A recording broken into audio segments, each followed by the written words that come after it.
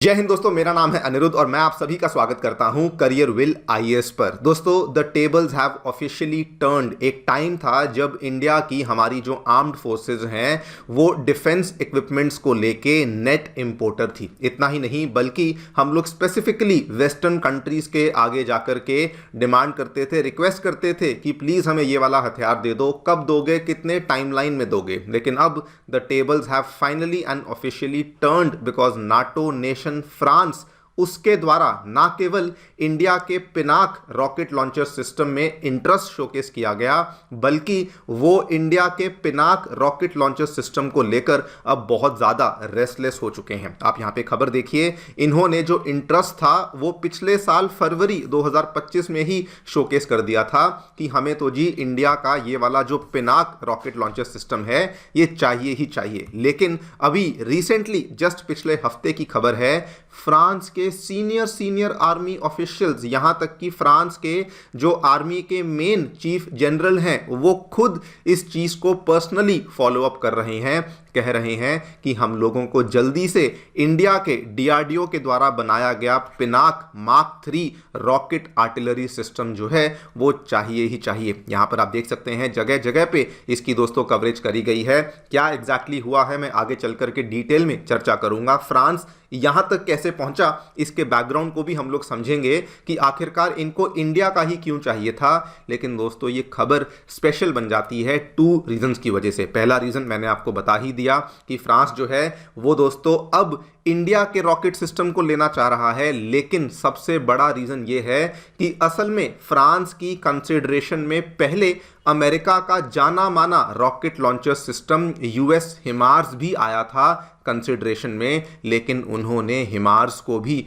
Choose करने से मना कर दिया था। ये क्या हुआ था, क्यों हुआ था, इसको भी हम लोग जानेंगे क्या यहां पर डेवलपमेंट्स हुई हैं। आइए शुरू करते हैं मेरे साथ। मेरा नाम है अनिरुद्ध। यदि आप लोग हमें फॉलो करना चाहते हैं तो दिए गए टेलीग्राम चैनल्स के माध्यम से ऐसा कर सकते हैं। ऑलराइट, सबसे पहले आपको थोड़ा सा बैकग्राउंड यहां पे बता देता हूं। फ्रांस की जो आर्मी है दोस्तों वो असल में अपना खुद का एक रॉकेट लॉन्चर सिस्टम इस्तेमाल करती है। उसका जो नाम था it was called as LRU system, जिसका ये कॉम्प्लेक्स सा नेम है जिसको आप यहां पर देख सकते हैं। ये बहुत ही पुराना सिस्टम था। इसको फ्रांस ने 1990s में इंट्रोड्यूस किया था।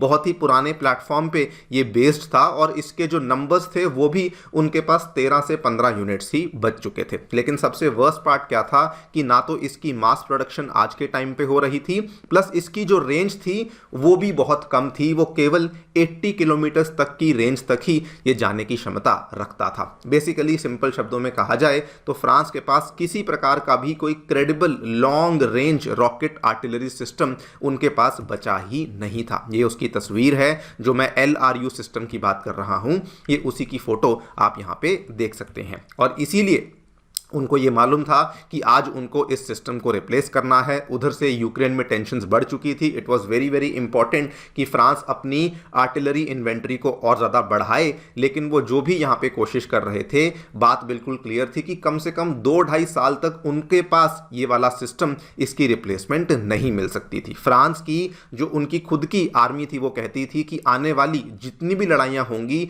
वो long range precision rocket artillery से डिसाइड करी जाएंगी, केवल एयर पावर के ऊपर डिपेंडेंट नहीं होंगी। और बाय द वे वो इस टाइम पर उन्होंने अपने एक सिस्टम के ऊपर काम करना शुरू कर दिया। लेकिन फ्रांस के डिफेंस इंडस्ट्रियल कॉम्प्लेक्स ने बताया कि वो वाला जो सिस्टम है उसका भी एक अजीब सा नाम है, फूडर या थंडार्ट के नाम से। उन्होंने कहा कि ये अभी भी डेवलपमेंट में है, 2026 के बाद ही ये आपको मिलना शायद पॉसिबल हो सकेगा। And that was the main reason कि पिछले साल फरवरी में फ्रांस ने फैसला किया कि ठीक है, हम लोग इंडिया के डीआरडीओ के द्वारा निर्मित किया गया जो पिनाक मार्क 3 सिस्टम है उसको लेकर आएंगे। क्यों? बिकॉज एक तो मार्क 3 की ऑलरेडी जो एडवांस ट्रायल्स हैं वो चल चुकी हैं। जो मार्क 3 की स्ट्राइक रेंज है वो 80 नहीं 120-130 किलोमीटर की है। प्रिसीजन भी मार्क 3 जो है वो GNSS से गाइड होता है, मतलब अच्छा खासा नेविगेशन सिस्टम भी है। मोबिलिटी करनी बहुत आसान है, 8x8 ट्रक के ऊपर माउंटेड है, कहीं पर भी इसको लेके जा सकते हैं। कॉस्टिंग बहुत कम है किसी भी और से कंपेयर किया जाए, स्पेसिफिकली अमेरिका के हिमार्स के साथ कंपेयर किया जाए तो इसकी जो कॉस्टिंग है वो बहुत ही कम आती है।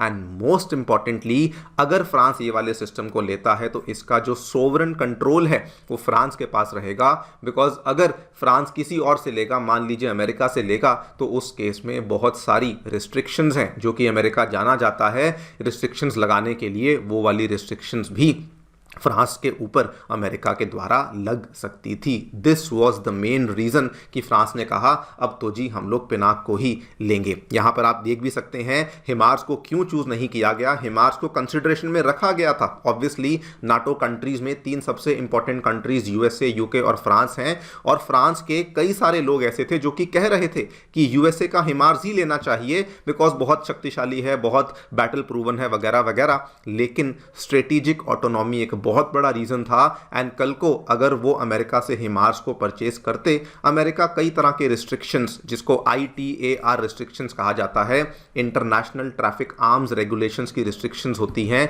जिसमें कि कौन सी मिसाइल लगानी है, कौन सा इसमें पाथवे यूज करना है, कौन सा इसमें सॉफ्टवेयर है, कल को मेंटेनेंस की प्रॉब्लम्स। और इसीलिए फ्रांस ने कहा अमेरिका का हिमार्स कैंसिल है और इंडिया का पिनाक अब वो हमारे रडार पे आ चुका है। और दोस्तों सबसे इंटरेस्टिंग चीज अब देखने को मिली है कि फ्रांस का इंटरेस्ट इतना ज्यादा बढ़ चुका है, they have now literally become restless कि भैया हमें तो जी जल्दी से जल्दी इंडिया के पिनाक 3 मिसाइल सिस्टम की डिलीवरी दे दो। आप यहां पे देखिए फ्रांस की मिलिट्री अथॉरिटीज इंडिया के दौरे पर आ रही हैं। वहां पे जहां पर भी हमारा पिनाक किसी एग्जीबिशन में होता है वहां पे फ्रांस पहुंच जाता है एक बायर की तरह कि हम इसको लेना चाहते हैं, और वो पिनाक की कंपैटिबिलिटी को असेस कर रहे हैं, पिनाक की रेंज को असेस कर रहे हैं, और फुल ऑन इस मोड में है कि बस जल्दी से हमें ये वाला सिस्टम डिलीवर हो जाए। यहां तक कि फ्रांस के senior army leaders including army chief general mister Pierre Schill, इनकी तस्वीर आप यहां पे देखिए, ये खुद इस चीज का फॉलोअप ले रहे हैं कि यस हम लोग फुल इंटरेस्टेड हैं और हम लोग जो है यूरोप के आगे चलकर के जो भी सॉल्यूशंस होंगे उसके लिए हम लोग DRDO के पिनाक को ही कंसिडरेशन में ले रहे हैं। अब एग्जैक्टली आगे चलकर के क्या होगा, कब होगा, वो तो देखिए टाइम ही बताएगा।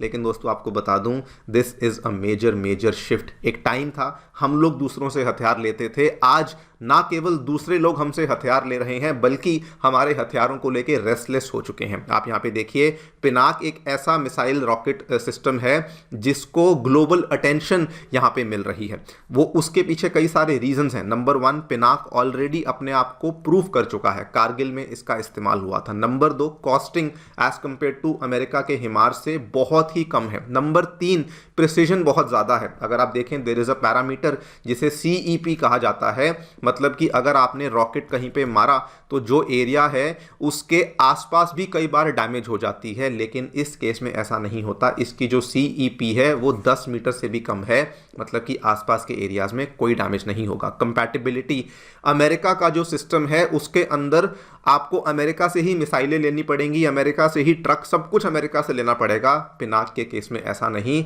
रॉकेट लॉन्चिंग सिस्टम हमारा होगा, उसके अलावा कल को अगर उसके अंदर मॉडिफिकेशंस करनी है वो वाली सुविधा भी दूसरे देश को मिल जाती है। फाइनली यही रीजन है जिसकी वजह से पिनाक का ग्लोबल फुटप्रिंट इतना बढ़ चुका है। ये पूरी लिस्ट देखिए, अर्मेनिया ने तो ऑलरेडी कंफर्म कर दिया है, वहां पर तो हमारा जो पिनाक है वो पहुंच भी चुका है। फ्रांस के साथ एडवांस बातचीत चल रही है, उधर से इंडोनेशिया, वियतनाम और कई सारी अफ्रीकन कंट्रीज भी पिनाक को लेने के लिए कतार में लग चुकी हैं। So yes, it is not just France जो कि इसमें इंटरेस्टेड है, बल्कि अब ये ग्लोबल लेवल पर अलग अलग कंट्रीज में इसका हमें इंटरेस्ट देखने को मिल रहा है। अगेन एग्जैक्टली क्या होगा वक्त ही बताएगा। जाने से पहले आपको पिनाक के बारे में कुछ स्टैटिक जानकारी दे दूं। ये एक multi barrel rocket launcher system है जिसको डेवलप किया गया है DRDO की ARDE लेबोरेटरी के द्वारा, और इसमें कई सारे प्राइवेट प्लेयर्स जैसे कि टाटा, L&T और सोलार इंडस्ट्रीज जैसी कंपनीज ने भी बहुत बड़ा योगदान किया है। ये हमारे हिमार्स की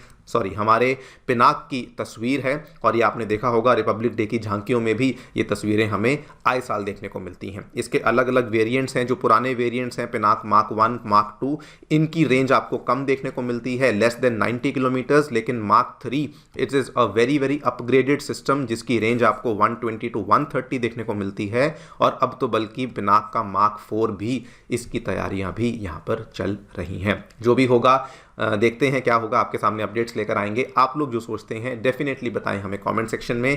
thank you so much for listening, stay tuned and stay safe.